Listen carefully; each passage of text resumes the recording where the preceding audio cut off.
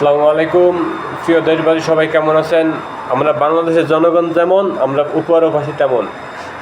আমরা এখন উপহার হিসেবে পাইছি বর্তমান নতুন সরকার থেকে ডিজিটাল পদ্ধতিতে চাঁদা তোলা সিস্টেম, রিসিট কার্ড দিয়ে চাঁদা তোলা, সমঝোতার মধ্যে দিয়ে চাঁদা তোলা, সেটা নাকি হালাল।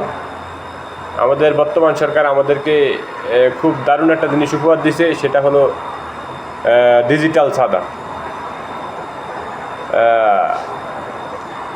বর্তমান সরকার বলছে, নির্বাচনের আগে বলছিল তারা 1 কোটি কর্মসংস্থানের ব্যবস্থা করবে। সেটা হলো 1 কোটি চাঁদাবাজদের, ডিজিটাল চাঁদাবাজদের কর্মসংস্থান। ডিজিটালভাবে চাঁদা তুলবে জনগণ থেকে এবং রিসিট দিয়ে চাঁদা তুলবে। এটা আমরা বাংলাদেশের জনগণ যেমন, আমরা উপহার হিসেবে সরকার থেকে পাইছিও তেমন।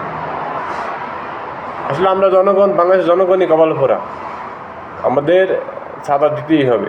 চাঁদা ছাড়া কোনো উপায় নেই। অতীতও দিয়ে আইছেন, এখন নতুনভাবে ডিজিটালভাবে চাঁদা দিবেন, রিসিটের মাধ্যমে চাঁদা দিবেন, সমঝোতার মধ্যে দিয়ে চাঁদা দিবেন। নতুন সরকার আমাদেরকে এটা উপহার দিচ্ছে। আমরা জনগণ যেমন, আমরা উপহার পাইছি তেমন, এক কথায়। ওকে।